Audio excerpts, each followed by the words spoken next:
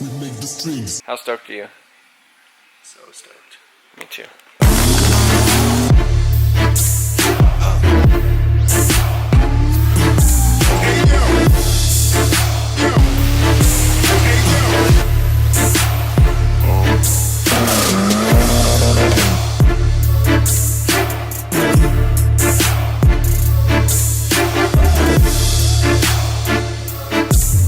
In yesterday's video, we were having some issues with the GSX and swapped over a stock ignition system on it to test and see if that was kind of doing the right thing, and it still was kind of being wonky. I think we have some ideas, and one of them is the car does not have a wideband in it right now, so I can't tell anything that it's doing. And these injectors that are in it, I have no clue what they are actually. So you can see they're just kind of like some chrome looking OEM style ones.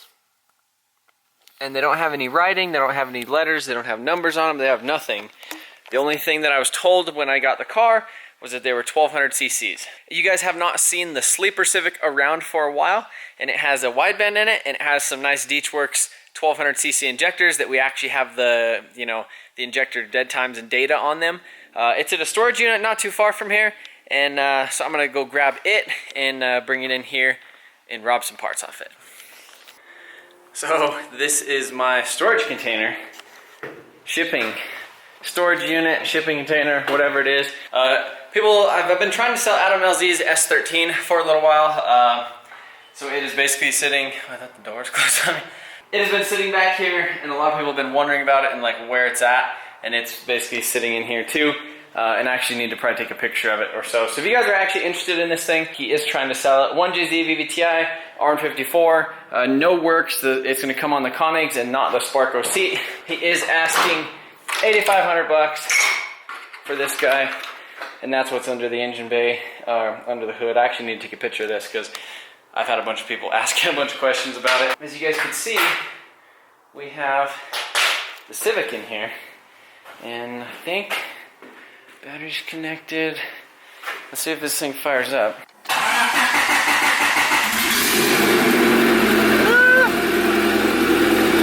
First start. Alright, so if you guys are wondering where the Sleeper Civic has been, it's been stored away nice and safe. I was having an issue with this thing was just running stupid lean, and it's still running stupid lean, and I'm kind of narrowing it down, or I want to blame the map sensor right now. I guess that could be one of those things where what happened, I two-stepped it in a parking lot, did the pop, did all that stuff, and then right after that, sounded like it had a cam, started running weird. The more I drove it, the worse it ran. So what I'm going to do, since this one has the same style AEM map sensor on it, this is a 5-bar, that other one's a 3-bar, but it has the same plug on it. So I'm going to go ahead and steal this one real quick, just to see if that's the issue with my Sleeper, but I'm still going to steal everything else from it. So we're going to plug this in over there, change the tune on it real quick, because that shouldn't be a big deal. Just freaking load the laptop on it real quick. Change this from a 3.5-bar AEM to a 5-bar AEM, and see if that actually changes this thing. Because I would really like this thing to actually work, because like a 500 horsepower freaking Sleeper Civic, like that sounds like a really good freaking time. It's taking the Sleeper for a little drive, and instead of it being super lean, it's super rich.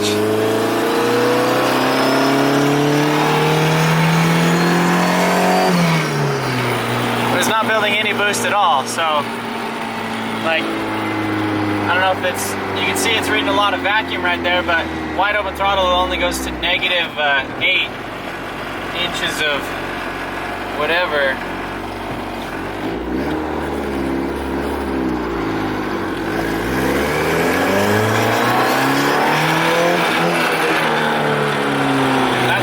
Throttle right there. So I don't know what it's doing. Alright guys, so my 1000 horsepower GSX will now not start. And I don't know exactly why, but some people have mentioned in the comments that these ECUs, some capacitors could potentially be bad. So this is the inside of the 1G ECU. You can see it has the ECM link in there, all that type of stuff. I mean, it doesn't smell bad, it doesn't really look bad. The only weird thing I was kind of noticing that I didn't know. So see these, like that capacitor right there, and then that little capacitor, whatever those two things are. If you go down to the bottom and you look at it, they're together. Like right there. Like they gave her the blob together. And it looks like it was on purpose. I mean, I hope that was on purpose. They're blobbed together. And I don't know if that was on purpose or not. But yeah, so now the car is just not firing. I don't know if like the ECU lost the tune. Like literally it was like firing up and starting just fine. Then we let it sit in here overnight. And then we came back and it won't start. And that's just kind of like a common thing that I guess the previous owner had issues with on this car. And I don't know if the ECU is losing the tune or something. I tried just cranking it a little bit ago and it smelled super rich. So I'm going to plug it back in the ECU and re-upload the tune on it and see if that kind of changes anything. And then we also have the Civic that I brought inside. So I'm going to go ahead and rob the fuel injectors out of it. And then what was the other thing I was going to steal off it? Oh, the wideband. The wideband and the fuel injectors. Because this thing, I've had no luck with it either. It's just running super, super lean. And I don't know why either. So, I don't know. Just a bunch of weird random issues. The Civic's running good. This thing's running good. The Supra's running good. And those things are all on ECU Master. And these things are stock ECUs. Stock ECUs. We're going to see if it starts after I upload the thing. Alright, so I was messing with the ECU a little bit more. Just combing over absolutely all of my settings. Doing all that type of stuff. And it's doing the weird thing where when you let off the key, it kind of like does a little sputter. We started looking at the injectors a little bit. And I actually found a number on the side of it. And it says Most Plus MO2H850, which is, hey, look at that, Most Plus MO2H850, and again, we were kind of, you know, when we got the car, they said they were 1200s, is what they were told when they got the car. I looked up those injectors, and they're literally $60 on AliExpress for those injectors. They're like a Bosch style injector. Again, I do have the 1200cc Deechworks injectors right there that I'll probably end up robbing out of there, but I don't know if it's something like injector wise. And it's just weird that it's doing the same issues, like where you park it for, like it runs, it parks, you park it, you come back the next day and you try to start it and it just does not start. I don't know if that's just a DSM thing. And it, like some people were saying that they have like PTSD in the comment section from like listening to like this thing cranking just because they had the same issue with their DSM, or I don't know. It's just such an interesting situation with this. And then it's just so weird that when you let off the key, then it fires. Like it cranks, it's like, and then you let off and it goes, but it doesn't do that when it's like cranking. So I don't know what's up with it. I'm going to scale the injectors a little bit differently now, and then maybe pull the plugs, throw some new plugs in it, and see, but man, it's just weird. Alright, and I wasn't lying to you guys, so here's the injectors. These fuel injectors, they're Most Plus 850s. They're currently unavailable on Amazon, but if you go over to eBay, look at that. $60. That's crazy. I wonder if this was one of those 120 sold. So yeah, I'm just going to go over to this thing. The fueling is interesting on here, like how you adjust the global fuel. So like you go to this global fuel data and you just go to calculate. So this is what we had in there before, so about 1090 cc. So we're going to change it to 850 cc. Stoichiometric value, calculate, and then it changes it from 60% to 50%, and then I'll hit use. And then I'll come over here and I'll hit save to ECU. Let's save into the ECU right now. So it's all saved in there, and then probably need to add a little bit for it actually be on E85, but we'll see if it cranks later. This is gonna. I apologize for the PTSD. And then as soon as you let off, it goes like.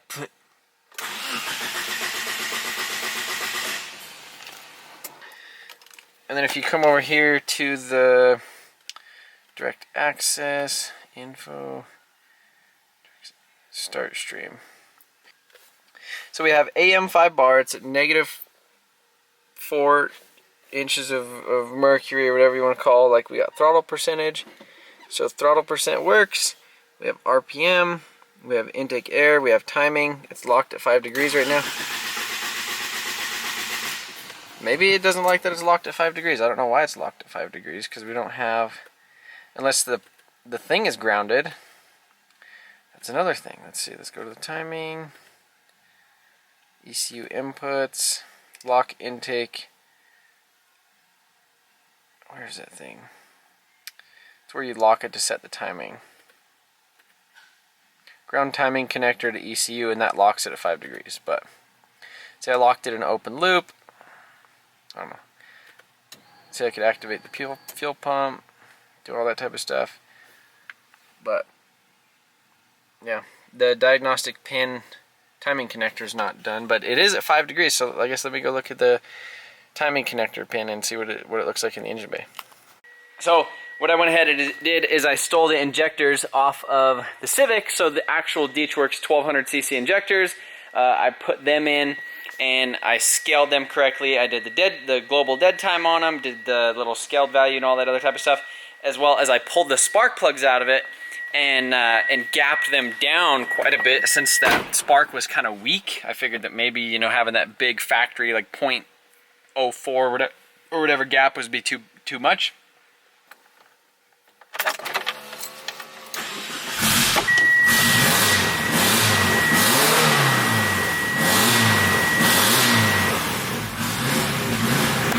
So I'm not gonna let it run. I'm not gonna let it run that long because I don't want to like foul out the foul out the spark plugs or anything. If it is running rich or lean, or you know, obviously if it was running rich, was the only way that it would actually foul it out. So the thing that I've been saying that I need to do is actually put a wideband on this thing because I don't know what it's doing, and we have this wideband right here. All right, so now I have the wideband hooked up. And we're going to fire this thing up and see how rich or lean she is.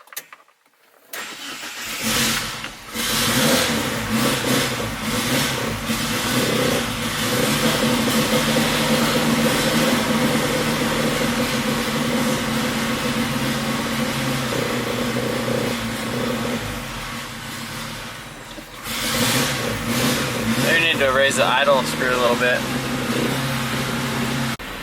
Alright, so I've been messing around with this thing for a little while, and it's kind of weird. It doesn't seem like it's doing what I tell it to do. So you can see right here, this is air fuel when it's idling, and I'm assuming this right here is the fuel table. So what you could do right here is you go, you know, let's say we'll set this at like negative, let's say negative 20. And as soon as I hit that, so we'll hit OK, and we'll hit save to ECU, which is down there in the corner. So I saved it to ECU, everything uploaded just fine, and literally nothing changed. So the only thing that I could get to change is this injector global data right here. So if I sit here and I bump this down, so I basically take fuel out of it, I'll go all the way to negative 80%. Because that's as much as you could possibly do. So negative 80% right there. Save to ECU. Watch, I'll hit save to ECU, and you could instantly see it go up. So I don't know why it's doing that, so to speak. Like I don't know. It just doesn't seem like it's responding, or maybe I'm not doing it in the right way. And as soon as I do that, as soon as I scale that all the way to 80%, when I rev it, it just goes super lean. And when I scale it to 62% or whatever is what it should be scaled at for the injectors, then it doesn't, then when you rev it, it still kind of goes lean a little bit, but not as much. Like right now, it'll just break up really bad. See, it won't even rev. It's so freaking lean. Save to ECU, upload that, crank it. See, and it's almost so rich that it didn't want to start, but then when you rev it,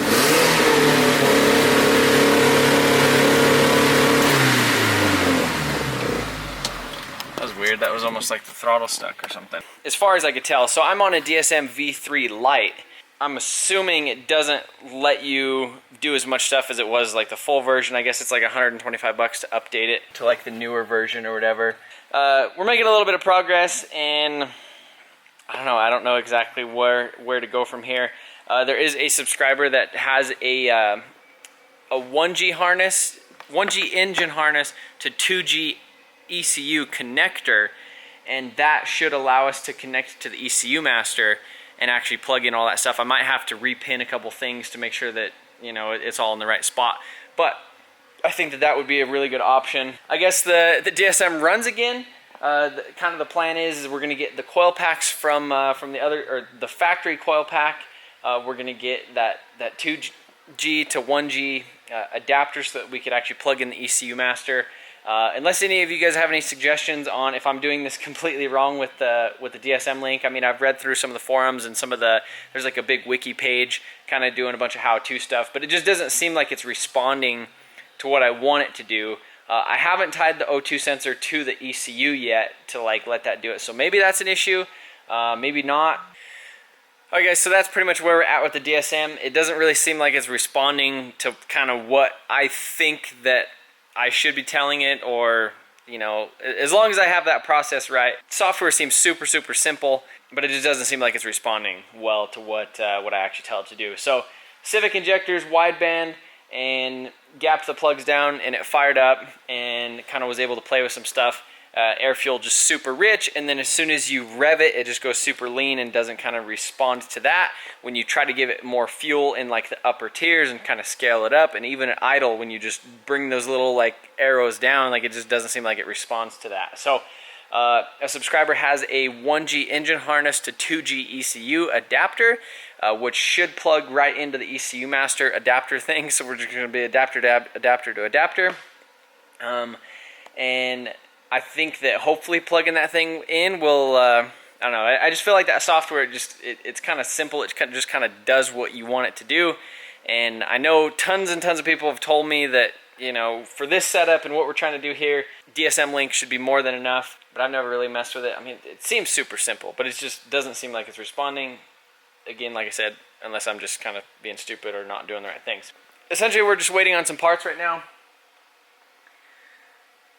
And as soon as we get those in, we'll start messing with it again. But I definitely want to take the Civic to the track on Friday, and you know, with all 4 slicks, and kind of, you know, turn up the launch control, all that type of stuff, and see how fast we could actually make this thing go. Especially now that they actually can't kick me out of the track, now that we have the full 10-point cage in there. So yeah, I think that is going to be it for this video, guys. And I really appreciate you watching. And I know this was kind of like a long-ish, you know, talk and stuff, but I know that those of you guys that want to know will probably appreciate it. Those of you guys that didn't really care probably already clicked off of this thing right now. But if you liked the video, be sure to hit that like button. You know, be sure to subscribe if you haven't. And R8 update coming soon. We have some really good news about that. It just took a little bit longer than we expected, but I mean, that's just kind of how those projects go. DSM update and all these things just freaking coming soon, I guess.